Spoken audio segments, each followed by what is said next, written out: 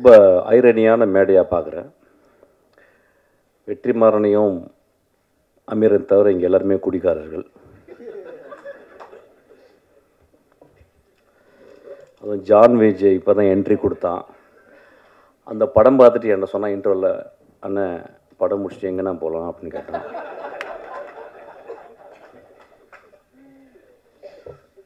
தமிழ் சினிமாவில் அதிகமாக குடித்தவனும் குடித்து கொண்டிருப்பவனும் குடிக்கப் போவனும் நானே. இப்போ நான் நிறையா இதை பற்றி பேசும்போது ஒரு ஐடியா ஒன்று வருது. எப்படின்னா இந்த படம் ஒரு அடிக்ஷனை பற்றி படம் அப்படின்னு சொல்லிட்டு. இப்போ எனக்கு அப்படி ஒரு இன்டர்பிரேஷனாக நான் அப்படி பார்க்கல. ஏன்னா தினகரை நான் இந்த படம் பார்க்கும்போது ஒரு ஒன் ஆஃப் த ஃபைனஸ்ட் ரைட்டராக நான் பார்த்துருக்கேன். So any finest writer will not talk loudly.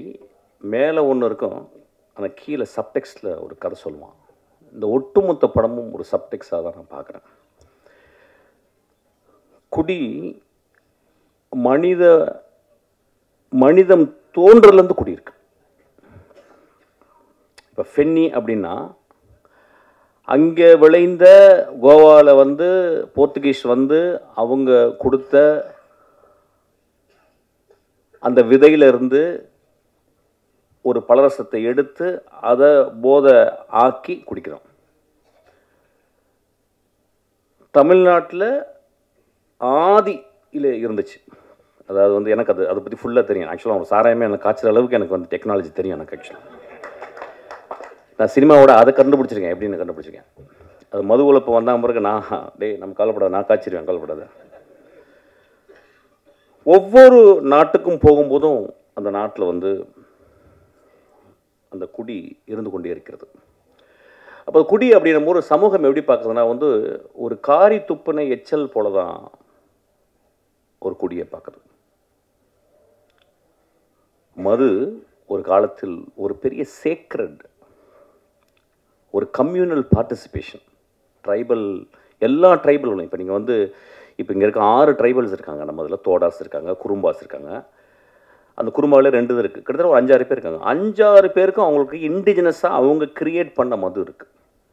ஆனால் அந்த மதுவை எப்போ குடிக்கிறாங்க அப்படின்னா, ஒரு வருடத்துக்கு 4 நாட்கள் 5 நாட்கள் அவங்களுடைய கடவுள் வழிபாடு. அப்போ அந்த வழிபாடுக்கு படைக்கிறது மாமிசத்தை படைத்து மதுவையும் படைத்து மதுவை குடித்து மாமிசம் சாப்பிட்டு விட்டு அன்று முழுதும் ஆடி களைத்து விட்டு அதை மறந்து விட்டு திரும்பி காட்டுக்குள்ளே வேட்டையாட போகிறாங்க. நாகரிகம் வளர்ந்த பிறகு அதை நம்ம அதை சொசைட்டலாக நம்ம கன்வெர்ட் பண்ணிக்கிறோம். ரோமானியர்கள் அவ்வளவு குடியிலே இருந்ததாங்க. முகலாய நம்ம ஹிஸ்ட்ரி ஆஃப் முகல் எம்பையர்ஸை பார்க்கும்போது சில பேர் ரொம்ப ரொம்ப ஸ்ட்ரிக்டாக அப்ஸ்டேனாக அவுரங்கசீப் மாதிரி இருந்தாங்க. சில பேர் இன்டெல்ஜ் பண்ணாங்க. ஸோ உலகம் ஃபுல்லாக பிரிட்டிஷர்ஸு.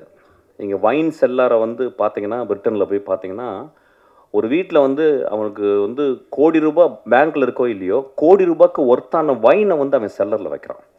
சில நேரங்களில் அவன் காசு இல்லாத போது அந்த வைனை கொடுத்து எனக்கு காசு கொடுன்னு சொல்லி வாங்கிக்கிறான். ஸோ ஒரு இன்வெஸ்ட்மெண்ட்டாகவே அந்த வைனை ஆக்கிக்கிறான்.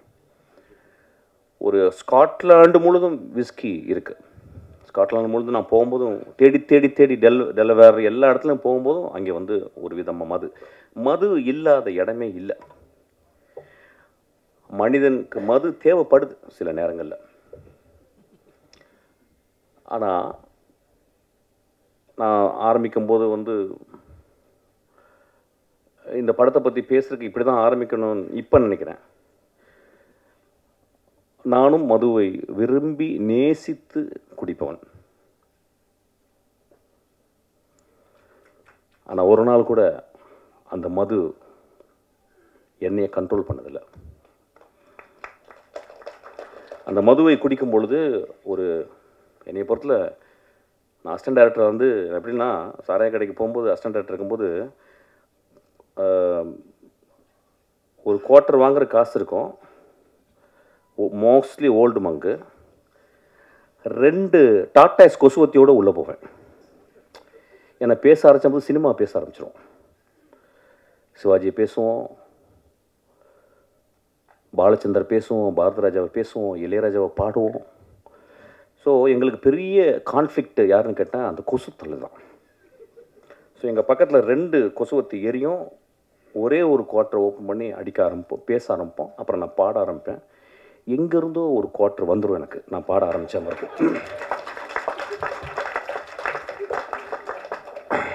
நான் காலேஜில் ஃபஸ்ட் இயரில் வந்து செட்டிநாடு பாலிடெக்னிக்கில் வந்து நான் வந்து அந்த ஃபஸ்ட் இயர் முடியும் போது செகண்ட் இயர் வந்து குடிச்சிட்டு என்ன பண்ணாங்க, என்னை பாட சொன்னாங்க. நான் பாடின பாட்டு வந்து பொண்ணை போல ஆத்தா. எப்படி பாடினேன்னு தெரியல, ஃபஸ்ட் ப்ரைஸ் கொடுத்துட்டாங்க எனக்கு. செகண்ட் இயரு முழு குடி. டேய் நீ என்ன பாடல, அப்படியா? அவன் போய் பாடினேன். அந்த பாட்டு அதே பாட்டு தான் பொண்ணை போல ஆத்தா, ஃபஸ்ட் ப்ரைஸு. தேர்ட் இயரும் அதே பாட்டு ஃபுல் குடி, ஃபஸ்ட் ப்ரைஸு. ரொம்ப ரொம்ப ரொம்ப கேர்ஃபுல்லாக இங்கே இருக்கணும். எப்படின்னா, என்னுடைய குடி இருக்கும் பொழுதும் எனக்கு எப்பயும் வாழ்க்கை சந்தோஷமாகவும் ஹோப்பாகவும் இருந்து கொண்டே இருந்தது. இந்த படம் அவன் என்ன சொல்லியிருக்கான்னு எனக்கு தெரியல. அது வந்து I have to go deeply into. I don't want to go because it's my interpretation is very important. கதை சத்துங்க, போர் அடிக்குது. கதை சத்துங்கண்ணா, அங்கே யாரும் குடிச்சிட்டு தராங்க பாருங்க.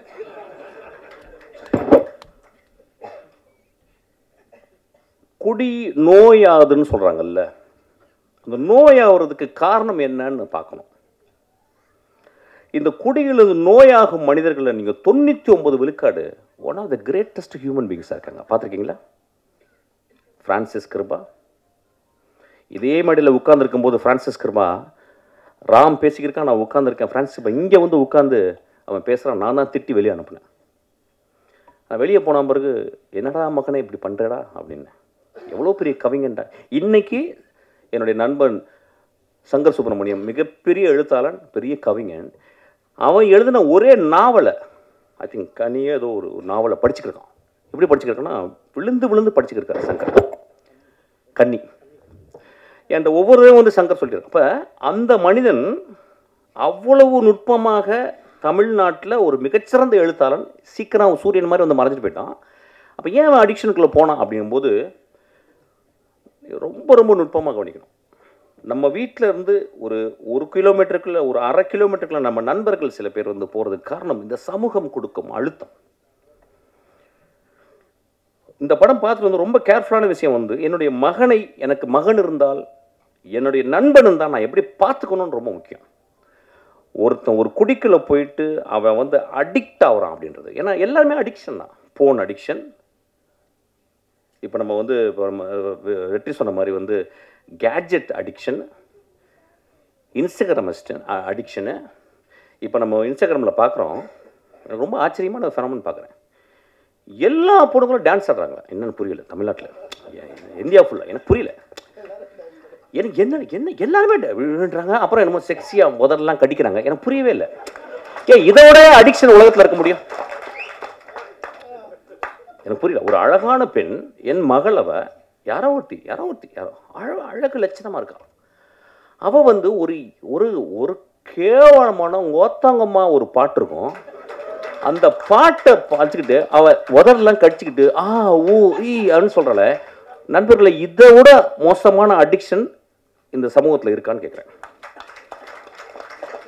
அடிக்ஷன் எங்கே இல்லை? இந்த வரப்போது இந்த ஐபிஎல் வரப்போகுது, நம்மளாம் அடிக்ஷன் இல்லையா? சினிமா விட்டு அப்படியே நேராக போய் வாயை திறந்து பார்த்துட்டே இருப்போம். டோனி ரிட்டையரே ஆக போகிறது கிடையாது. டெண்டுல்கர் தொப்பையோடு வந்து ஆடுவார். நம்ம அடிக்ஷன் இல்லையா? இந்தியா பாகிஸ்தானை எத்தனை வாட்டி தோற்றுருக்கோம், ஜெயிச்சிருக்கோம். நாளைக்கு இந்தியா பாகிஸ்தானை நாங்கள் திறந்து பார்ப்போம் அப்படின்னு பார்க்க போகிறோம். Are we not addicted? சினிமாவை முதல் ஷோ போய் பார்க்குறது அடிக்ஷன் கிடையாதா? ரசிகர் மன்றவங்க பெரிய பெரிய கார்ட்போர்டை வச்சு அதில் பால் ஊற்றுறது அடிக்ஷன் கிடையாதா? எது அடிக்ஷன் இல்லை? எனக்கு கல்யாணம்னா, எனக்கு பட்டு புடவை இல்லைன்னா கல்யாணமே இல்லைன்னு சொல்லி ஒரு பொம்பளை சொன்னால் அதுவும் அடிக்ஷன் தான். when we are so obsessed with something, it is called addiction. நம்ம அடிக்ஷன் நம்ம எப்படி ரொம்ப ரொம்ப அப்படி பார்க்கணும், ரொம்ப கேர்ஃபுல்லாக பார்க்கணும். இது ஒரு நல்ல ஒரு ஆப்பர்ச்சுனிட்டி தான் பார்க்குறேன் அவனுக்கு. ரொம்ப ஐ ஷுட் தேங்க் ஹிம். அந்த படத்தில் அப்படி இந்த நோயின்னு சொல்கிறாங்களா, அந்த அடிக்ஷன் ஆகி நோய் ஆன பிறகு அவங்க திரும்பி வர்றதுக்கு வாய்ப்பு இல்லைங்கும்போது, நிஜ வாழ்க்கையில் நிறைய பேர் அடிக்ஷன் ஆகி அந்த இடத்துக்கு போகும்போது அது அது அது ஒரு point of no return. That is a point. I don't call it as a disease. I may even call it as a noble disease.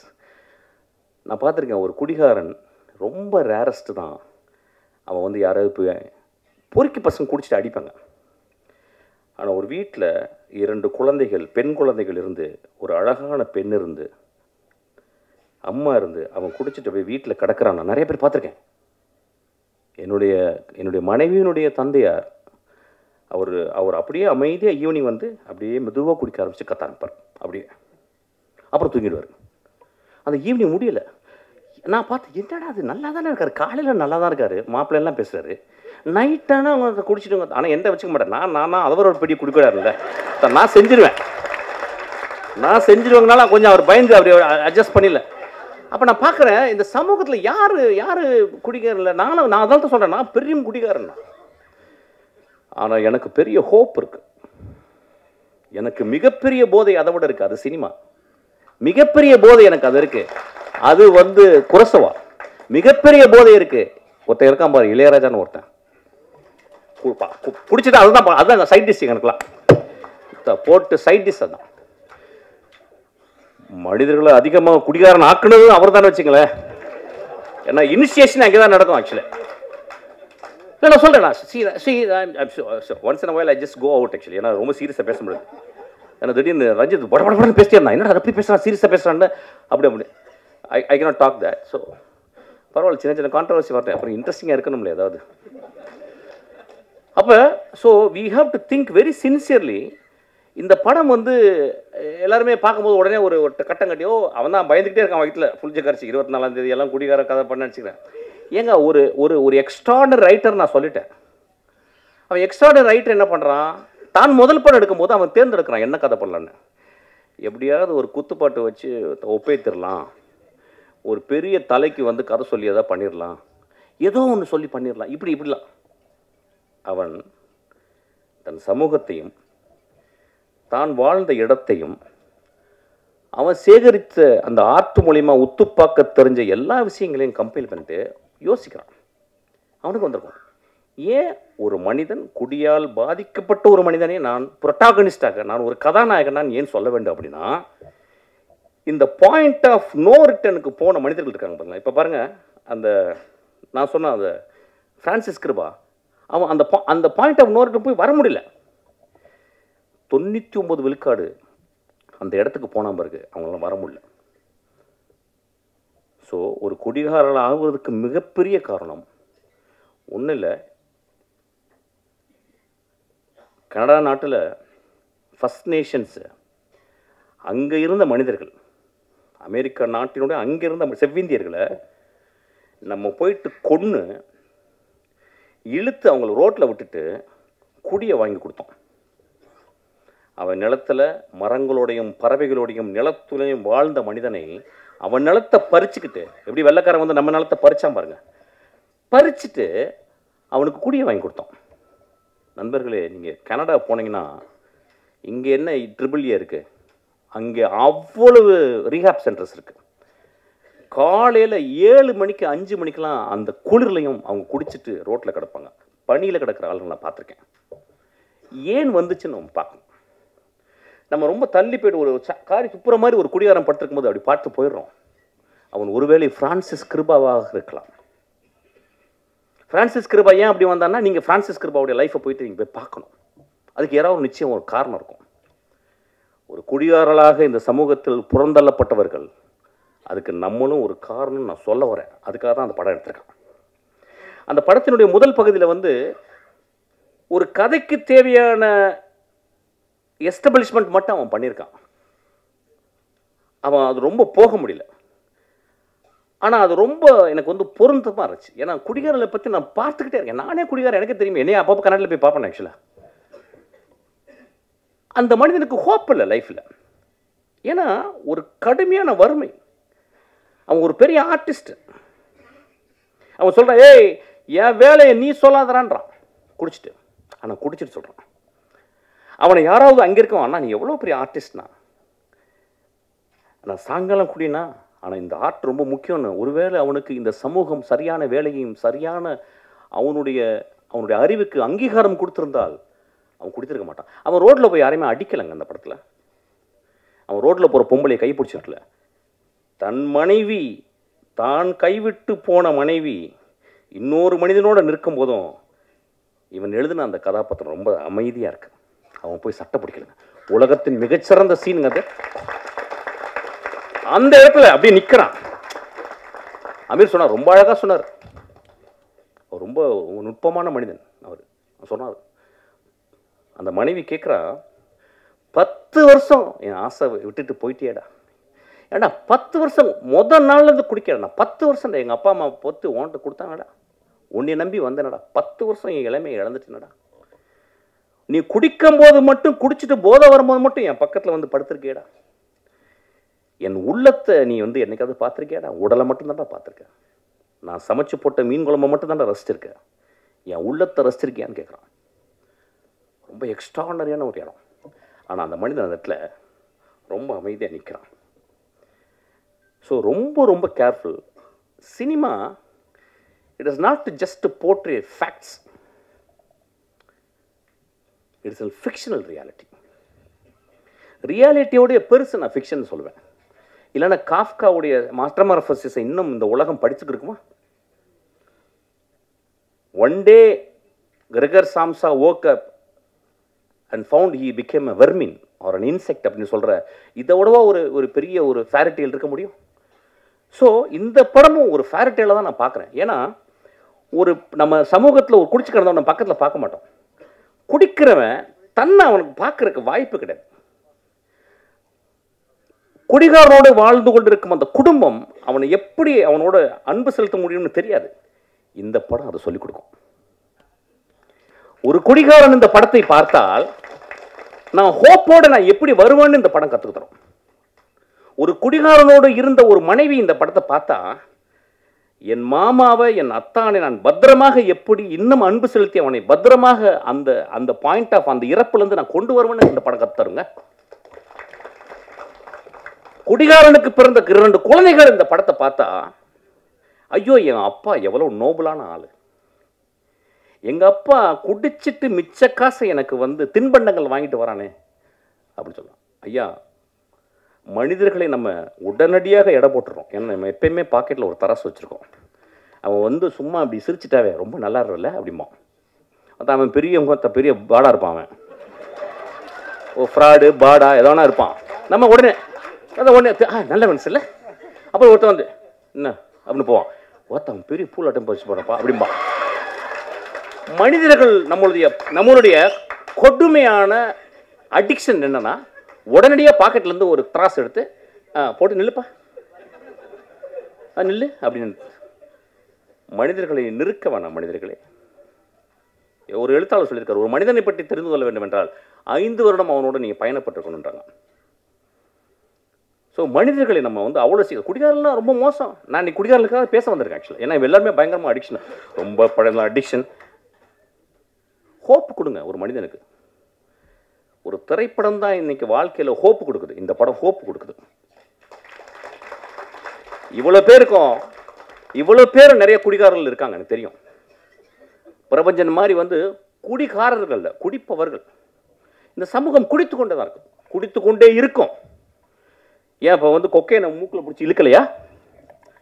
LSD வாயில் போட்டுக்கலையா? இப்போ எக்ஸ்டசி போடலையா? அதெல்லாம் வந்து ரொம்ப சூப்பராக அது வந்து அப்படியே வந்து பிஎம்டபிள்யூவில் வந்து இறங்கி எக்ஸ்டசி போட்டால் அவங்க ஒரு 16 வயசு பொண்ணு போடுது. சனிக்கிழமைகள் நீங்கள் போய் பாருங்கள், கருப்பு கலரில் ட்ரெஸ்ஸை போட்டுக்கிட்டு அப்படி கருப்பு தேவதைகளாக போயிட்டு ஃபுல் எக்ஸ்டசி தான். அது குடிகாரம் இல்லையா? அதை நம்ம வந்து சமூகத்தில் ஒத்துக்கிறோம். அவங்க வந்து ஆடிக்கிட்டு இருக்காங்க ரொம்ப சத்தமாக போட்டு. நிறைய பேர் என்ன பாருங்கள், எத்தனை ஆக்சிடெண்ட்டு ஒரு மாதத்துக்கு, எத்தனை ஆக்சிடெண்ட்டு. யார் ஆக்சிடெண்ட்டு? சைக்கிளில் போய் இடித்து குடிச்சிட்டு போய் அடித்து சாவடிக்கிறான்.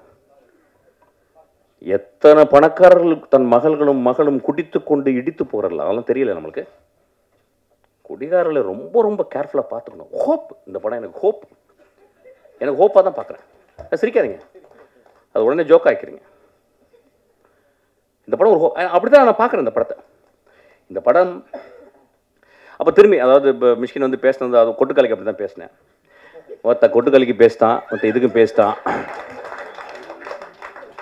வேற என்ன தலைவர்கள்லாம் நடிக்கிற படத்தையே போய் பேச முடியும்? நான் சமூகத்தில் நான் ஹோப்போடு வாழ்ந்து கொண்டிருப்பவன். இந்த படத்தை பார்த்துட்டு போனா நம்ம குடிக்கிறத நிப்பாட்டுவோம். அந்த மாதிரி சினிமாக்கு தான் சப்போர்ட் பண்ணணும்.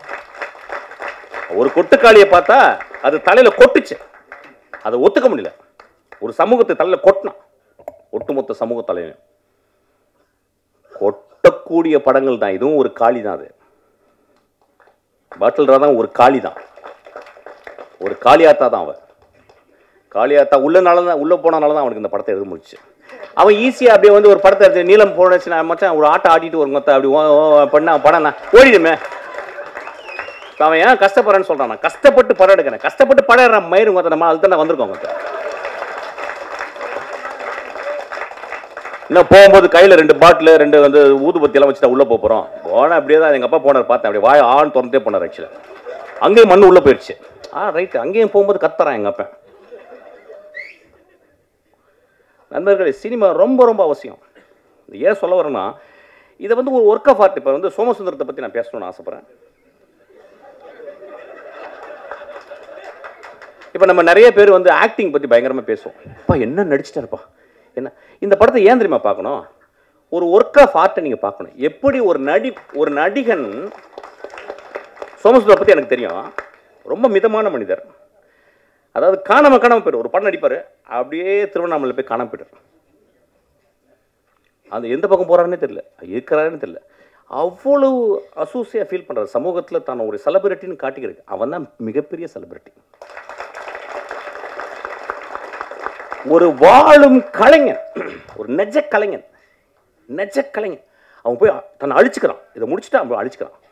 இந்த படத்தில் நிறைய ஸ்டான்லி சார்ஸ்கி ஸ்கூலில் முதல் முதல் முதல் முதல் கிளாஸ் எப்படி எடுப்பாங்க, ஒரு கிளாஸை கையில் கொடுத்து குடிகாரன் மாதிரி நடிம்பாங்க. இப்போ நம்ம ஊரில் உடனே நம்ம இப்போ நம்ம இன்ஸ்டாகிராமில் நம்ம எல்லாருமே ஆக்டர். இப்போ பிறந்தவங்க எல்லாருமே ஆக்ட் பண்ணி ஆகணும் ஒரு படத்தில். இப்போ அந்த மாதிரி ஆயிடுச்சு. ஒரு காலத்தில் வந்து ஒரு 5 வருஷம் முன்னாடி ஷார்ட் ஃபிலிம் எடுக்கணும், ஷார்ட் ஃபிலிம் எடுத்தால் தான் கட்ட வேகுன்ற மாதிரி ஆயிடுச்சு. இப்போ எல்லாரும் நடிச்சா தான் கட்ட வேகம் ஆயிடுச்சு. இந்த சமூகத்தில் வந்து நடிப்பு அப்படின்றது அவ்வளோ எளிது. கண்ணாடி முன்னாடி தான் அழுது பார்த்துன்னு வச்சுக்கோங்க. பக்கத்தில் அம்மா சொன்னாங்க, டே நீ என்ன நடிக்கிறடா. எங்கள் தெரிஞ்ச ஒரு நண்பர்கள், ஹஸ்பண்ட் ஒய்ஃபு, அறிவானவங்க. ஹஸ்பண்ட் வந்து பெரிய இன்ஜினியரு, அம்மா வந்து அவங்களும் இன்ஜினியரு. அவங்க என்ன சொல்கிறாங்க, அவங்க பையன் சின்ன பையன், சார் இந்த பையன் நல்லா நடிக்கிறான் சார். நாங்கள் ஏன் மேடம் நடிக்கணும், சும்மா இருக்கும்போது ஏன் நடிக்கணும், ஏதாவது கேரக்டர் கொடுத்தா தான் நடிக்கணும், சும்மா இருக்கும்போது ஏன் அவங்க சொல்கிறாங்க. எப்படி ப்ராக்டிஸ், இப்போ பாருங்கள் நடிக்கிறேன் பாருங்கள். டேய் தம்பி அழுகுனவனே அவன் அழுது கட்டுறான் அப்படின்னு. ஓத்தா எனக்கு ஏதாவது வச்சு உமான வாயில் பிடிக்கணும் போல. சமூகம் எப்படி இருக்கு பாருங்க. அதாவது இன்ஸ்டாகிராம திறந்தா நடிக்கிறான். என்ன புரியலையா? ஒரு ஆர்டிஸ்ட் பாருங்க, அவனை அந்த படம் இதுக்காகவே பாருங்க. ஏன் அந்த பாப்பாவையும் சோமசுந்தரத்தையும் பார்க்கணும், அஞ்சனால அவங்க பேர், ஏன் நீங்க வந்து பார்க்கணும் அப்படின்னா, சோமசுந்தரத்தை ஒரு சீன்ல குடிச்சிட்டு தண்ணியில கிடக்குறாரு, ஒரு நண்பன் வந்து தூக்குறான். அவர் அது கேமரா மேல இருந்து டாப் ஆங்கிள் கொஞ்சம் ஒரு 3/4 இருக்கு. அவர் அப்படி திரும்பி பார்க்குறாரு. எனக்கு நெஞ்சே வெடித்து போல இருந்துச்சு. 27 வருஷம் சினிமாவை ஒத்து பார்த்துக்கிருக்கேன், மிகச்சிறந்த நடிகர்களோடு நடிச்சுக்கிருக்கேன். என்னுடைய ட்ரெயினில் மிகச்சிறந்த நடிப்பை வந்து என் தம்பி வந்து விஜய் சேதுபதி கொடுத்துருக்கான். நான் அந்த சோமசுந்தரனுடைய அவன் திரும்பி அந்த உலகத்தை பார்க்குறான். இடதுபுறம் திரும்பி அதை டைரக்டர் சொல்லி கொடுக்கவே முடியாது. There is a territory where director cannot enter. Only an actor with extraordinary sensibility, with a zero ego, he performs. நண்பர்களே, அந்த ஒரு ஷாட்டுக்கு நீங்கள் கொடுக்குற 150 ரூபா ஈக்குவல் ஆகிடும். அந்த ஒரு ஷாட்டு. உடனே ஒரு குரூப்பு போய் எழுதும், என்ன அப்படி பிடிங்கிட்டார், நாங்களும் தான் பார்த்தோம், இப்படி திரும்பினார், அவ்வளோதானே. எழுதுங்க நண்பர்களே, எழுதுங்க. நம்ம என்ன பண்ண முடியும்?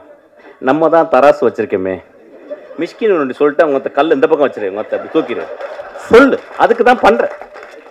25 வருஷம் என்னை திட்டி 25வது வருஷத்துக்கு இவனுக்கு ரசிகர் மன்றம் ஆயிடுவாங்க நீங்க.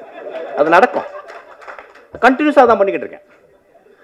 அப்போ நீங்கள் இப்போ இங்கே இருக்க ஜெனரேஷன், நியூ ஜெனரேஷன் என்ன பார்க்குறாங்கன்னா, நடிப்பு அப்படின்னா என்னன்னு ஒரு எழவே தெரியலைங்க. இதான் ஓத்தா, இது நடிப்பே கிடையாது, இது ஆப்பு, இது அவலட்சணம், அழுக்குது. ஆக்சுவலாக ஒரு மனிதன் எங்கே நடிக்கிறான் அப்படின்னா, கடுமையான பொய்யை சொல்லும் போது நடிக்கிறான். எங்கள் வீட்டில் வந்து நான் வந்து 10 பைசா திருடுறேன் எங்கள் அம்மாவுக்கு தெரியாமல். எங்கள் அம்மா வந்து அப்படியே பாத்ரூம்குள்ளே போகும்போது அப்படி நீளமாக அப்படி போவாங்க அந்த பாத்ரூமில். அப்போ நான் வெயிட் பண்ணுவேன். அந்த டேபிளில் அந்த செம்பு இருக்கும், ஒரு வெள்ளியில் செம்பு இருக்கும். நான் அம்மா உள்ளே போகிறோன்னு கையை விட்டு அப்படி எடுப்பேன். அதுக்காக வெயிட் பண்ணிட்டே இருப்பேன். பட்டப்படன்னு இருக்கும். எடுத்து 20 நாள் சக்ஸஸ். ஆக்சுவலி 21 நாள் போனவன் வெளியே வந்துட்டான். அப்படியே போனா அப்படியே கையை விட்டு கீழே உளுந்து கீழே அடி அப்படியே நிற்கிறேன். எங்கள் அம்மாவுக்கு தெரியல, என்னடா பண்ண அப்படின்னாங்க. அப்படின்னா நடிப்பு, ஒரு நடிப்பு எவ்வளோ கஷ்டம் பாருங்க. அப்போ நான் வந்து எங்கள் அம்மாட்ட நடிக்கிறேன். இல்லைம்மா நான் திருடவே இல்லைம்மான்ட்டேன். எங்கள் அம்மா கண்டுபிடிச்சேன். எங்கள் அம்மாவுக்கு தெரியல ஆக்சுவலாக நான் என்ன பண்ணேன். நான் திருடவே இல்லைன்ட்டேன். எங்கள் அம்மா நான் திருடவே இல்லைம்மா அப்படின்ட்டேன். வந்து என்ன பண்ணாங்க, ஒரு தீக்குச்சி எடுத்து பற்ற வச்சு, இங்கே பற்ற வச்சு அழிச்சு இப்படி தொட்டாங்க. எங்கள் அம்மா சொல்லி கொடுத்ததுனால நீ நல்ல நடிகன் நல்ல அப்படின்னு சொல்லிட்டு. ஒரு நடிகன் அப்படின்றவன் வாழ்நாள் முழுவதும் அவன் ஒரு தியேட்டர் பேக்ட்ராஃபில், அதுக்கு பின்னாடி வந்து முத்துசாமி அப்படின்னு சொல்லி ஒரு பெரிய கலைஞன் இருக்கான். முத்துசாமி வந்து ஒரு மிகச்சிறந்த சிறுகதைகள் எழுதியிருக்காரு. ஒரு வாழ்ந்த ஒரு பெரிய ஒரு இந்தியாவினுடைய ஸ்டான்லி ஸ்டாவிஸ்கி அவர். அப்போ அங்கே இருந்து அவன் நுட்பத்தை பார்த்து பார்த்து பார்த்து வந்திருக்கான். அப்போ அவன் ஒரு டெக்ஸ்ட் புக் சமூகத்துக்கு. ஒரு மனிதன் எப்படி நடிக்கிறான்றதை எப்படி பார்த்துக்கணும்னு அந்த பாப்பா நடிச்சிருக்கா. நான் சொன்னேன் படம் பார்த்து வந்து, போதுண்டி உனக்கு அப்படின்னு. நீ ரொம்ப வெயிட் பண்ணி இந்த பாரு பயங்கரமான காருகர்லாம் வாங்கி பெரிய லெவலில் நடிக்கணும்னு நினைக்காத. உன் லைஃப்பில் ஒரு சத்யஜித் ரே படத்தில் நடித்தது அளவுக்கு நீ நடிச்சிட்டி, போதுண்டி உனக்கு அப்படின்னு. ரொம்ப எக்ஸ்ட்ரானரியான ஒரு இந்த படத்தில் வந்து நான் வந்து இப்போ என்னென்னா, நம்ம வந்து என்ன நினைக்கிறோன்னா, சினிமாவை முழுக்க கேளிக்கையாகவே பார்க்குறோம். போனோடனே மச்சான் என்ன மச்சான் 5 நிமிஷத்தில் பாட்டு ஏதாவது வருதா, அப்புறம் என்ன, இதுதான் வீட்டில் நடந்துக்கிட்டே இருக்கேன். ஒரு சினிமான்றது என்னங்க, ஒரு பெரிய டிசிப்ளினுங்க, ஒரு தவம்ங்க. சினிமா என்ன நடக்குது, உள்ளே போகிறீங்க, செல்லெல்லாம் ஆஃப் பண்ணி உள்ளே வைக்கிறீங்க. அவன் வந்து நாதல்லாம் போடுவான், அதெல்லாம் அங்கேயும் பேய்கள்லாம் வரும். அதை சின்ன குழந்தைங்களுக்குலாம் வந்து வரும். சின்ன குழந்தை இதெல்லாம் முடிச்சுட்டு அதுக்கப்புறம் வந்து சிகரெட் பிடிக்காதீங்க, அது பிடிக்காத 2 நிமிஷம் வரும். எதுக்கு போடுறாங்கன்னு எனக்கு தெரியல. ஆக்சுவலாக சிகரெட்டை நிப்பாட்டினா முடிக்க போகுது. ஒரே ஒரு வார்த்தை சிகரெட்டை நிப்பாட்டினா முடிஞ்சு போச்சு கதை. படம் ஃபுல்லாக சிகரெட்டு. அவன் நான் என் படத்தில் யாராவது குடிச்சாங்கன்னா கீழே பிடிக்காதுக்கு உடனே கெடுது. எவ்வளோ போராக இருக்குங்க.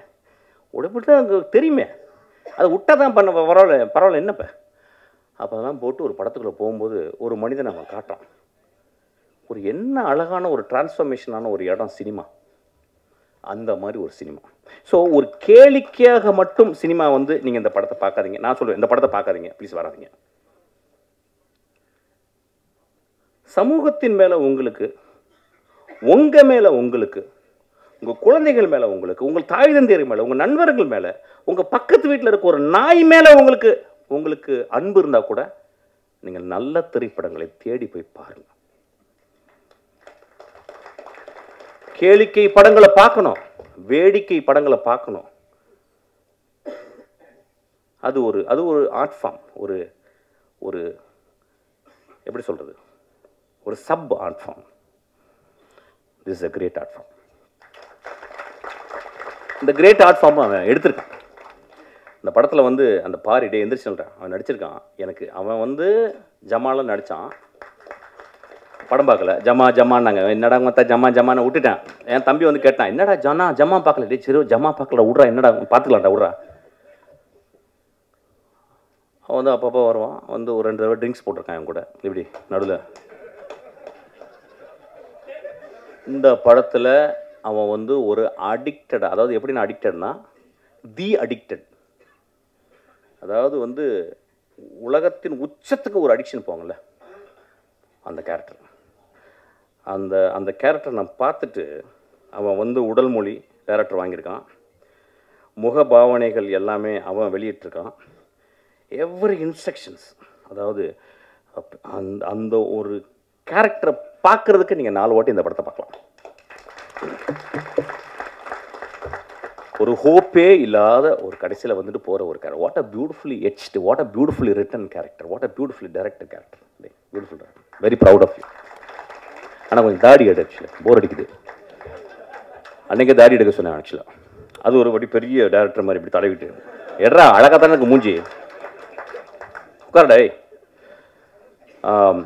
சச் அ ஃபென்டாபுலஸ் எக்ஸ்பீரியன்ஸ் இந்த படத்தை நான் பார்த்தது. இப்போ இந்த படத்தை பார்க்கும்போது நான் அப்படிதான் சொல்கிறேன், எப்பயுமே ஒரு மேடையில் வந்து பேசும்போது இந்த படம் நல்லா இருந்துச்சு, இந்த படத்தை ஒரு வரை பார்த்தீங்கன்னா நல்லா இருக்குது அப்படின்னு போனேன்னு வச்சுங்களேன், அதுக்கு நான் எங்கேயாவது போய் பாத்ரூமில் போய் எங்கேயாவது வலிக்கு விழுந்திருக்கலாம் ஆக்சுவலாக. So I really want to tell something. It's a beautiful movie. எனக்கு என்னென்னா 2025 இந்த வர்ற நெக்ஸ்ட் ஜெனரேஷன் ரொம்ப நுட்பமாக தெரிஞ்சிச்சு. ஏன்னா அந்த 75-80 வருடம் சினிமாவை பார்த்து பார்த்து பார்த்து புளிச்சு போன புளி ஏப்பம் தெரியும் சொல்லுவாங்க, புளிச்ச ஏப்பன்னு சொல்லுவாங்கள்ல, அந்த புளிச்ச ஏப்பம் தான் எல்லாமே. இப்போ நானும் வெற்றிமாறன் நமீர்லாம் மறந்துக்கிட்டு இருக்கோம் என்ன பண்ணுறது அப்படின்னு. ஆனால் பண்ணிக்கிட்டே இருக்கோம்.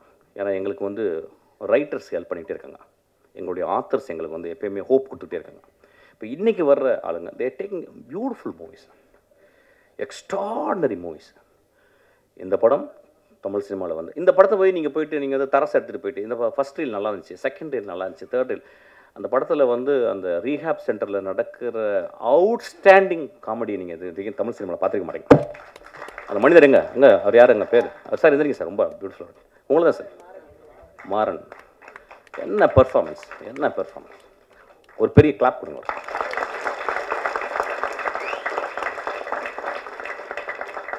ஸோ இந்த படத்தை நீங்கள் வந்து எப்படின்னா உங்கள் சுயத்தை அவுத்து வச்சுட்டு உங்களுடைய அப்சஷன் எல்லாம் அவுத்து வச்சுட்டு அப்படியே ரொம்ப அமைதியாக பார்த்தீங்கன்னா it's a very beautiful tale, it's a moral tale. இது வந்து ஒரு எக்ஸ்ட்ராடனரி உங்களை சிந்தனையை தூண்டுது. ஒரு குடும்பம், அதாவது எப்படின்னா நம்ம எல்லாருமே லைஃப்பை வைக்காரியஸாக தான் பார்க்குறோம். நம்மள்ட்ட இல்லை பக்கத்து வீட்டுக்காரன் குடிக்காரன், நம்மள்ட்ட இல்லை பக்கத்து வீட்டுக்காரன் ரேப்பிஸ்ட்டு, நம்ம இல்லை பக்கத்து வீட்டில் பொண்டாட்டி அடிக்கிறான், இல்லையா பக்கத்து இருக்கிற பொண்டாட்டி அடிக்கிறான், நானும் அடிக்கிறேன் அவன் கூட. ஏதோ ஒரு வகையில் அவன் குடிக்கிறான்னா அதுக்கு நானும் ஒரு காரணியா. இந்த சமூகம் வந்து எப்படின்னா ஒரு சிலந்தி வலை தான், ஒரு இடத்த தொட்டால் இந்த பக்கம் அதிரும். சமூகம் எல்லாம் எவ்ரிதிங் இஸ் இன்டர் கனெக்டட்.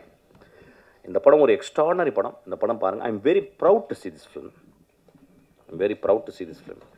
ஒரு ரொம்ப நான் பார்த்தேன், ரொம்ப சந்தோஷப்பட்டேன். விமர்சனம்லாம் நீங்கள் பண்ணுவீங்க, நீங்கள் வழக்கம் போல் பண்ணுவீங்க. ஒரு குவார்ட்டர் அடிச்சுட்டு போய் பாருங்கள் படத்தை. ஆக்சுவலாக அப்படி விமர்சனம் பண்ணணும்னு நினச்சிங்கன்னா, இல்லை சும்மா போய் பார்த்து ஒரு குவார்ட்டர் வெளியே வந்து அடிங்க. ஆக்சுவலாக இது ஒரு விளையாட்டுக்கு தான் சொன்னேன். ரொம்ப ஒரு ஜென்யூனான படம். ரொம்ப ஒரு ஆழ்மனத்துலேருந்து ஒரு இளைஞன் ஒரு குழந்தை எடுத்திருக்கான். அவன் இன்னும் தமிழ் சினிமாவில் அவன் உயிரோடு இருக்க வரைக்கும் அவன் நல்ல படங்கள் பண்ணுவான்.